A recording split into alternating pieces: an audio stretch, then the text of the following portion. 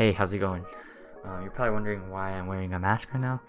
It's because I'm, promoting to whoever's watching this video that you guys should all wear masks because we're trying to break this thing, so we can have fans back in the stadium all over the world. But if you haven't watched my new recent video about who I am and what I want to do with my channel, make sure to go check it out.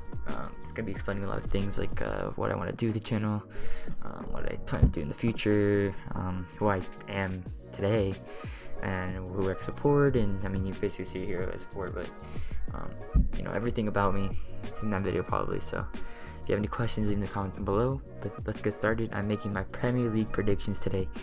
It's currently Thursday the 10th, so right before the weekend starts. Let's go. Enough with number 20th. We're gonna go with Fulham. I don't think they've done enough to stay in the league. They've signed Antonio Robinson and they got Areola on loan yesterday. That was really surprising to me.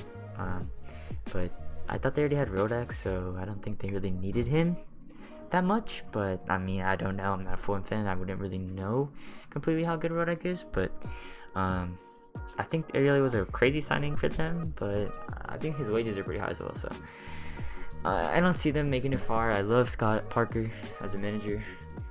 He's a former West Ham player, but I don't see him keeping them up. I hope he does, but I don't see it happening. So at number 20th, I think Fulham are going to get relegated. At number 19, I see West Brom getting relegated next. They stole. They didn't really steal him, but West Ham idiots, they sold Diangana, which I'm going to get into a further topic in another video about what's wrong with West Ham right now. But it's going to be super in-depth. But Diangana, what a deal. They got 20 million for probably one of the brightest stars that are going to be in the league for the coming years, unless he completely flops. But he was really good in the championship last year. And they also signed Brighton on a permanent, which was also really good in the championship last year. But I don't think that's enough to stay up. It could be. I could be completely wrong. It could be enough to stay up. I think it is enough to stay up, but I think the only team that they replace is Burnley, but we haven't talked about them yet. But I think they do have enough, but I don't think it comes together. I don't think it comes together in time. I'm not sure on Diangana. I know he's got a lot of talent, and I would have loved him to stay at West Ham. But I'm not sure if he can translate it to the Prem. So, it's unproven. So as well as put it up. And then West Brom are probably still going to sign some players, so we'll see what happens. But yeah, that's my number 19 pick. West Brom, they're going to get relegated. 2 so far that came up are going to get relegated. Number 18th, I'm going to go with Brighton. They signed Veltman and Lallana. Lallana has been a Liverpool player, but he's always injured, I think. And Veltman is a pretty good signing for $1 million. So, but they're also might be losing Lewis Dunk. They also brought in Ben White though. That's a good thing to come back to. But I think Brighton, they just don't have enough going forward. Malpai was kind of hitting a stride towards the end of the season, but I don't think they have enough going forward. So Brighton gonna get relegated. 18th. I'm so sorry. Number 17th, it might be a little bit biased, but I think West Ham are going to finish right above the relegation zone because we haven't strengthened at all. Not at all. Nothing. Absolutely nothing. If anything, we got worse. With selling Diangana. But hey, we can somehow get Tarkowski over the line and get Tomiyasu, I think his name is, from Bologna. And then Sana Lepek, like Rico Henry, and the rumors are true, and we get Benrahma. Like, if we get all those players, the window would be perfect, but I don't see it happening at all. I don't see any of those happening at all. Maybe Tomiyasu at most, or Rico Henry, but apparently we're broke. We have no money, so the only addition would be the Irish Iniesta, Colin. So he had a pretty good preseason with Bowen. I guess you can count Susek as a signing, but it really wasn't a signing. He came in January, so I think we'll stay right above. I don't think we'll go down. I think David Moyes will be good enough, but that's as optimistic as I can get. I don't want to get any hope because every season I get hope and it's not gonna work out. So I'm just gonna be as optimistic as I can. Say 17th place. At number 16th, I think Burnley. We're gonna get here 16th.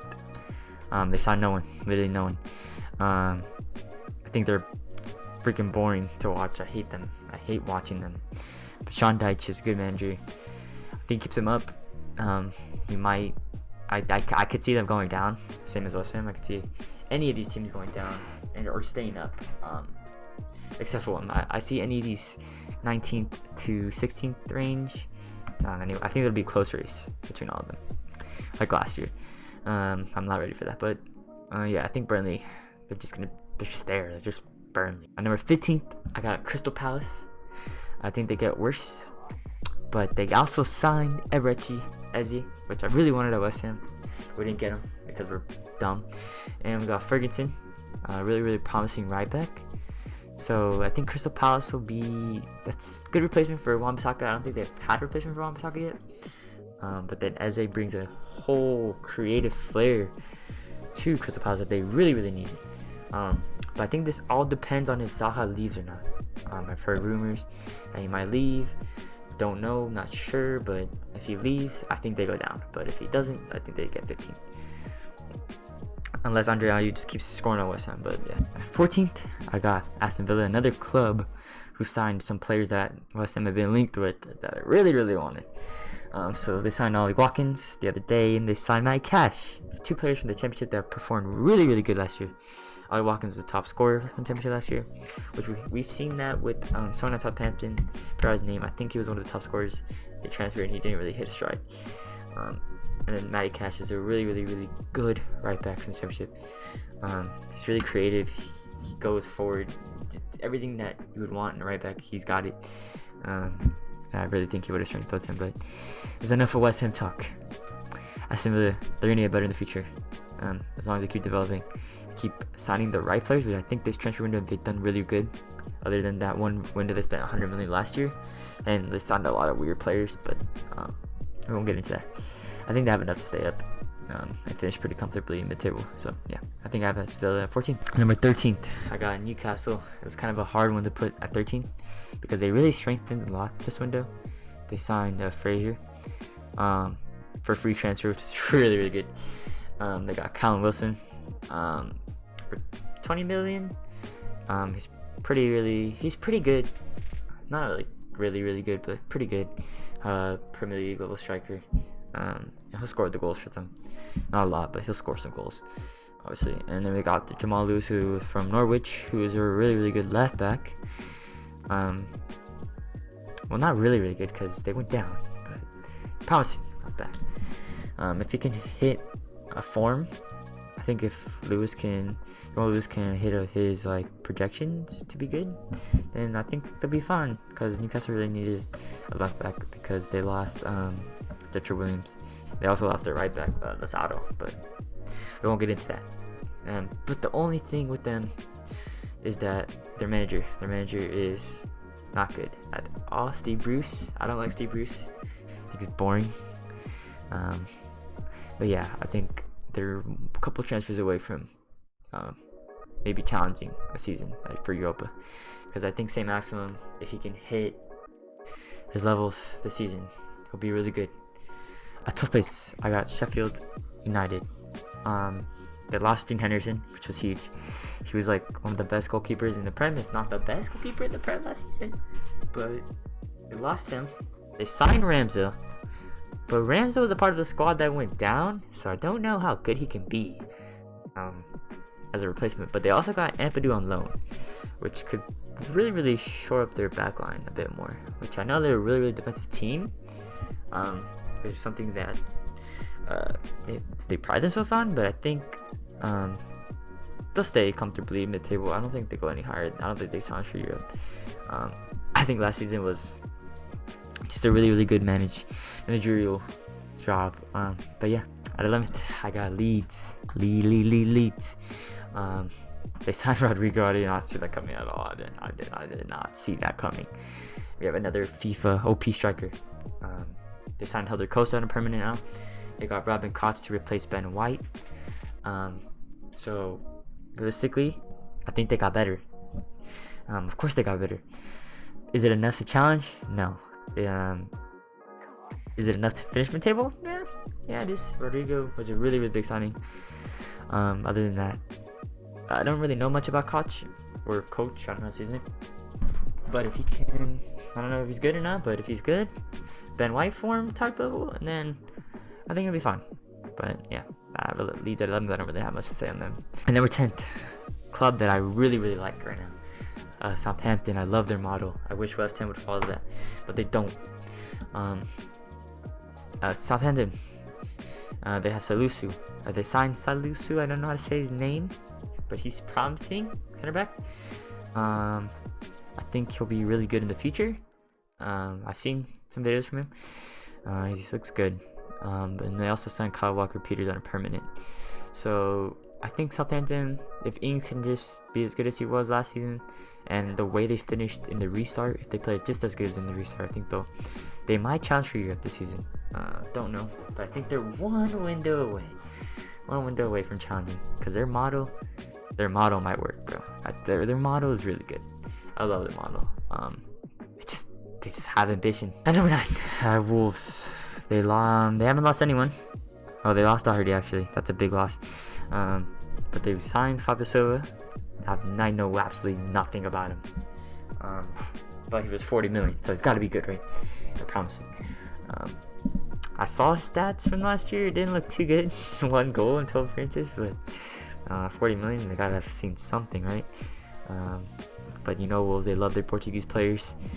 So I think they'll, finish comfortably. Raul Jimenez will get his goals again. Adama Traore will do just as good, if not better. And I think Doherty's going to be a huge loss for them. I don't know how they're going to fill in that void, but they still got time to sign players. So yeah, I think Doherty might be the only reason they finished below than what they finished last season. But yeah, Wolves at number 9. And number 8, I got Leicester. They signed Castagna, I think that's how you say his name. Castagne? I don't know. But they lost Ben Chilwell. It's a big loss. That was probably one of their best players last season, if not their best player. But they signed Castagna. Don't know how good he can be. I heard his stats weren't that good. I thought if anyone they were going to sign was the other guy from Atalanta, the left back.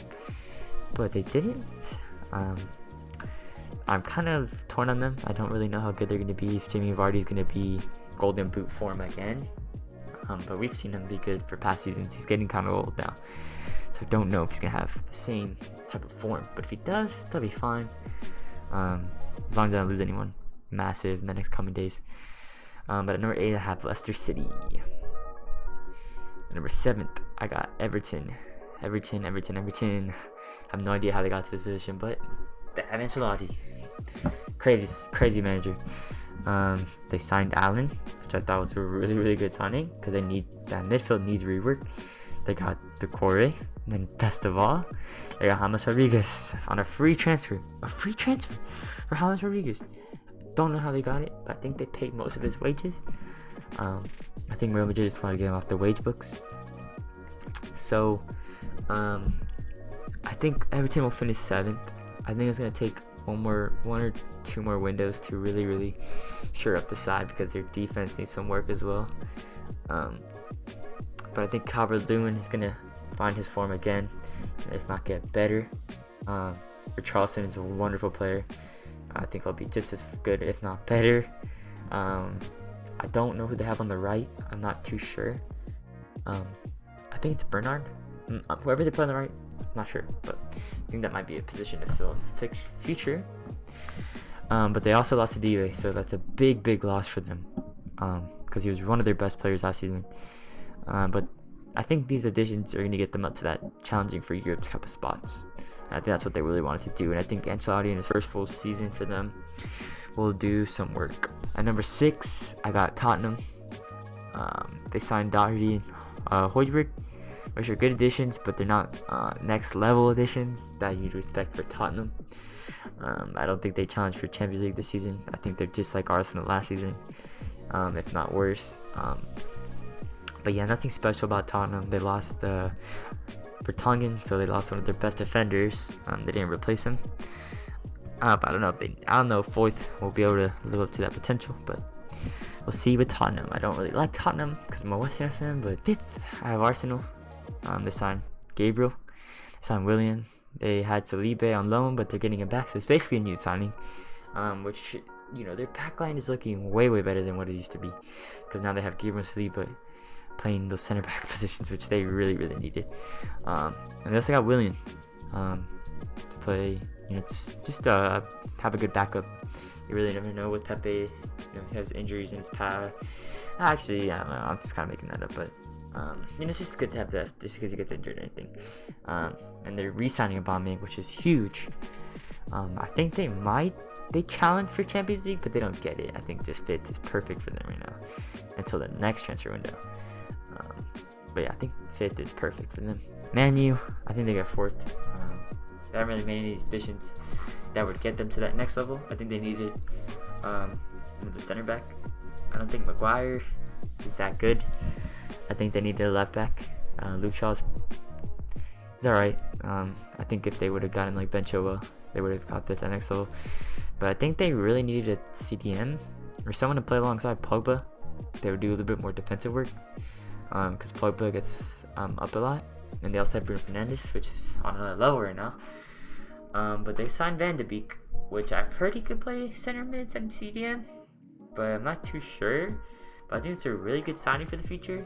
If they get Sancho, I think they challenge for third or second, or maybe even first, because they got one of the best attacks in England. They got Greenwood, they got Rashford, and they got Martial and Bruno Fernandes. Like, that's a crazy front four. But yeah, I think Man United finished fourth again, but they get Europe, so I think that's fine with them. Number 3, it's gonna be controversial. I got Liverpool. They made no one at all. It's really hard to challenge back to back. Considering how they looked after they won the title, it wasn't that good. That might be because they weren't trying, but they got badgered by City. I think they get third. I think they needed to sign. They need some more depth in there. It's like, I think they're one injury away in their front line from, finishing fourth or third. Yeah, I think that's what they're gonna do. They're just boring. Like, they're awesome to watch, but they didn't sign anyone, so it's kind of hard to rank them. I don't think they get the title again, because it was a historic season, but Man City's defense was injured. So yeah, I think they get there. Number 2, we got fucking crazy money Chelsea over there. We got Chelsea. They got Kai Havertz. They got Werner. They got Thiago Silva. They got Ziyech. They got Malang Sarr. They got Chilwell. And they're trying to take Mendy now for Rennes. And they're trying to take my boy Declan Rice. If they get Declan and they get Mendy, I honestly see them challenging for the title. I don't see why they can't. They got talent. Maybe just they don't challenge because they need to gel together. But on paper, they should be challenging for the title, at least this next season coming up. Chelsea, man, they spent the money wisely. They got the great players around Europe, and I think perfect time to start competing in Europe again. If they can get Declan, be mad, but I cannot decline their greatness. But number 1, got Man City. They signed Ake and they signed Ferran Torres. Ferran Torres is a young player, but he could be really good in the future. I think I see Pep starting him a lot. Maybe not. A couple games. Ake, I think it gives them some more defensive depth that they really need, because Laporte has been getting. He had a really bad injury. Which is, I think, the only reason they lost the title, because their center backs were injured. So I think with them coming back, they challenge the title once again, and they win it. I think they win it again comfortably. They lost Sane, but they got so much depth. They got the best player in the Premier League, De Bruyne. They got Mars, they got Sterling, they got Aguero, they got so much depth on the bench, and they still are trying to go in for Koulibaly. If they get Koulibaly, I have no doubt in my mind that Man City win it. So those are my predictions. They're probably over here or somewhere around the screen. But yeah, those are my predictions. If you disagree, comment down below. I guarantee you some of you guys are going to disagree. And I think my predictions are pretty good. I think there's some controversial picks there that I don't even believe in, but I think I need to add some controversy because you never really know with the Premier League. No one's ever perfect with these. So if you guess 100% of the Premier League, I'd probably give you $1 million, which I don't have. Yeah, that's it for my Premier League predictions, guys. If you guys disagree with anything in the video, let me know down in the comments below. Yeah, if you guys haven't seen my video about who I am, go watch it. There's gonna be so much content coming in the next couple days. Streams, match day streams, stuff like that, because I'm bored. I had nothing else to do in COVID, so make sure to wear your mask. Just do you, bro. Wear your mask.